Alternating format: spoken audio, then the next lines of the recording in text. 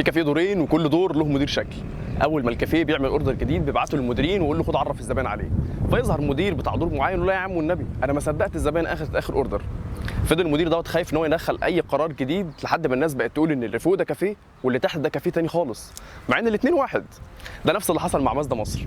يا ابني خد المازدا 6، طب ار اكس 5، طب ار اكس 7، طب بص خليك في المازدا 3 بس خدها بالموتور ال 2500 سكاي اكتف. جمارك غاليه؟ طب خدها بالموتور ال 2000 1600 برضه. انا طارق عبد الله من المواتير بالعربي، والنهارده هنتكلم عن المازدا 3 اللي مش فيس ليفت.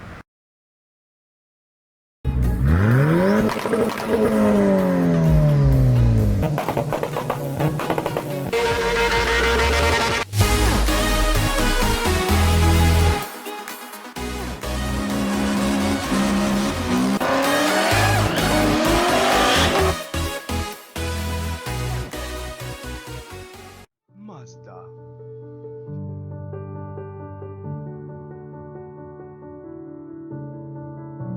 مازدا 3 بدأت رحلتها في مصر من 2006 إلى يومنا هذا.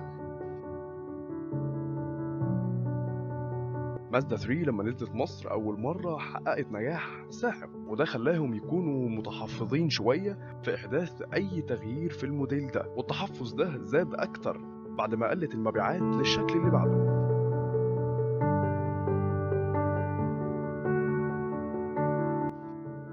موديل 2011 ما حققش مبيعات مبهرة زي سابقه، وده خلاهم يستخدموا نفس المكنة بتاعت الشكل القديم إلى يومنا هذا مع شوية اختلافات بسيطة جدا، وتم التغيير الجذري للموديل ده في كل حاجة، وخرج لنا شكل حقق مبيعات عالية جدا على كلام غبور، وأنا شخصيا شايفه من أنجح موديلات المازدا في مصر وبره مصر. والله حاسس ان الكاميرا دي هتقع. استنوا بس اقلع الكوتش عشان ايه؟ اوبا يا الله شنو هذا؟ هاي درايف حقي كيف مستواه رائع، ودرجه الحراره بره في الداشبورد هي 38. ده احنا لازم نركن، يعني ممكن عشان مستواها عالي تيجي نوطيها شويه. ده ابدعت قوي في موضوع الانتيريور بتاع العربيه، وخصوصا في الكراسي والكنبه. مش هتحس بالملفات والقعده مريحه تماما، وهتقدر تحرك الكرسي في 6 اتجاهات مختلفه.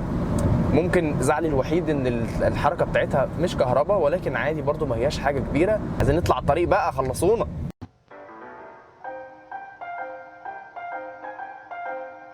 مازدا 3 بتنزل بموتور 4 سلندر 1600 سي سي، وبيخرج 105 حصان عند 6000 ار بي ام و143 نيوتن عند 4000 ار بي ام.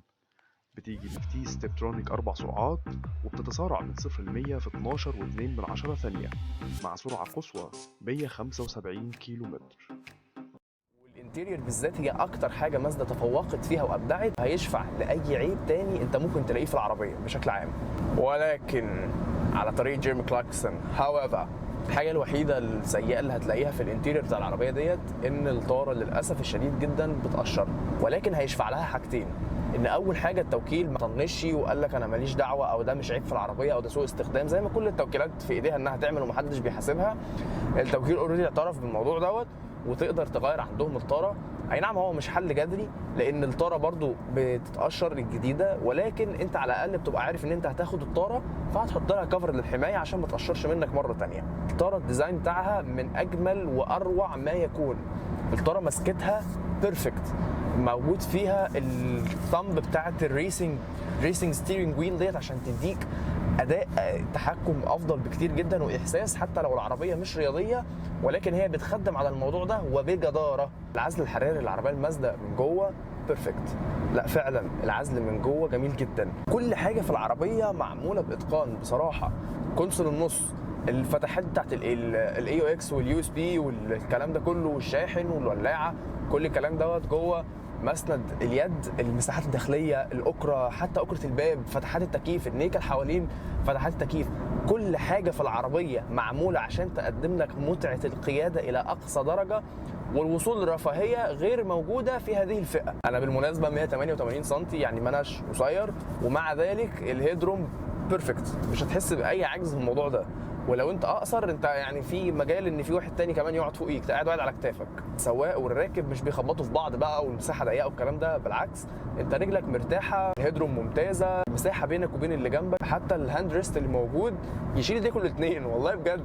العربيه معموله عشان تستوعب مساحات كبيره جدا جدا جدا من قدام، ولكن المشكله المساحه من جوه العربيه عند الكنبه، زاويه فتح الابواب ممتازه، زاويه الدخول مش ممتازه، وده شيء مش كويس شويه لان انت بتنافس في عربيه عائليه، بجانب وجود نفق للفتيس، وده برضو يعتبر العيب الاكبر للعربيه ديت، ان الفتيس من ورا عالي قوي، فالكنبه يدوب قوي قوي تشيل اتنين بالعافيه. طبعا كان في مستوى كبير من الذكاء ان المواد المستخدمه في الابواب من ورا مش نفس المواد المستخدمه في الابواب من قدام، نفس الشكل، ولكن لما تركب هتلاقي مثلا ان بدل مسند الايد اللي في الباب قدام جلد، ورا هتلاقيه بلاستيك.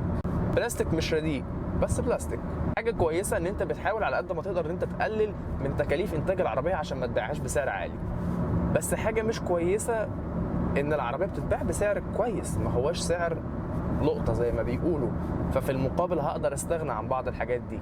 العربيه اخده 5 نجوم من اصل 5 نجوم في اختبارات الامن والسلامه اليورو كاب، ودي حاجه كويسه جدا. العربيه بتنزل ب6 اير باجز واي بي اس واي بي دي وبريك اسيست واي اف اس وحاجات كتير قوي كده انا نسيت كتبتهم في ورقه والله. المهم ان العربيه في موضوع الامان لا تقلق عليها نهائيا. العربيه بتنزل بره ب3 انواع مختلفه من الماكينات، من المواتير، في 2500 سكاي اكتيف وفي 2000 سكاي اكتيف وفي 1600 اللي هو موجود فيها دلوقتي. أبعاد المازدا 3 في الطول 4585 مللي وعرض 1795 مللي، وبتيجي مع قاعدة عجلات 2700 مللي. أما عن ارتفاع السيارة عن الأرض فهو 1450 مللي، وبتتوافر مع مصفحة للموتور أخذ جايزة أفضل تصفيح سفلي للسيارة في 2015. شنطة المازدا 3 ممكن فتحها عن بعد باستخدام الريموت، ومساحتها 419 لتر مع كراسي قابلة للطي على مرحلتين، وده معناه ان انت ممكن تقفل كرسي واحد وتسيب 2 والعكس. لما بتقفل الكراسي كلها بتكون المساحة الإجمالية 1263 لتر. وأبعاد الشنطة من جوه كويسة، بجانب لفتة جميلة جدا وهي وجود جيب صغير في الشنطة من جوه تقدر تحط فيه الحاجة بتاعتك. وللأسف الشنطة كان ناقصها إمكانية الفتح من داخل العربية. وأخيرا سعة خزان الوقود 51 لتر. بتقول ان الاستهلاك الرسمي للعربيه 6.7 لتر، ومازدا كدابه. العربيه استهلاكها مش عالي اوفر بس عالي، والتقنيات المستخدمه جوه المكنه الى حد ما قديمه، وده مأثر قوي في حاجتين، في موضوع السحب بتاع العربيه، وخصوصا ان وزنها عالي جدا 1790 كيلو، داخله على ال 2 طن راكبين بنتلي.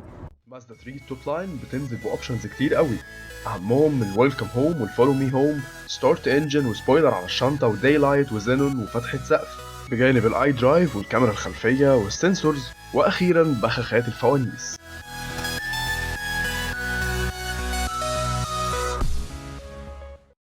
ايوه ده فيديو جديد لان الفيديو القديم باظ. هنتكلم بس عن جزئيه صغيره جدا وهي جزئيه العفشه. مازدا 3 بتنزل من قدام بنوع عفشه اسمه ماكفيرسون المتطور جدا، وبتنزل من ورا بنظام عفشه اسمه مالتي لينك، وده يعني حاجتين مهمين. اول حاجه ان العربيه ثباتها محترم جدا، والهاندلنج بتاعها من اجمل ما يكون، وده بان اكتر في اختبار الموز تيست الشهير اللي المازدا 3 فيه فضلت سيف لحد سرعه 74 كيلو متر. ولمن لا يعلم فرقم 74 كيلو متر في اختبار الموز تيست فهو رقم محترم جدا، وخصوصا من عربيه البادجت بتاعتها بالرقم ده.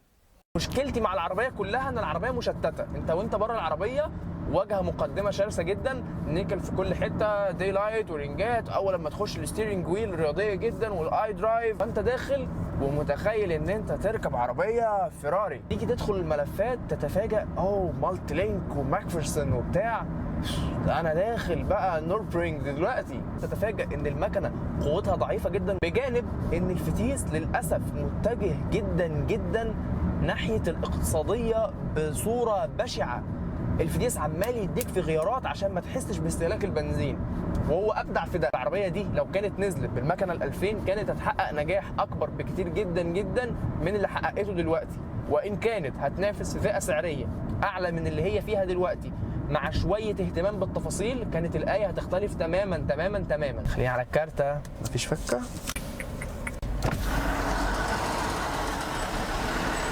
السلام عليكم. اتفضل. مفيش فكه والله. لا شيء على انا كلام. في الازاز. صفر الصوت. مفيش صوت. احنا قلنا ايه يا ولاد؟ اخر حاجه ايه؟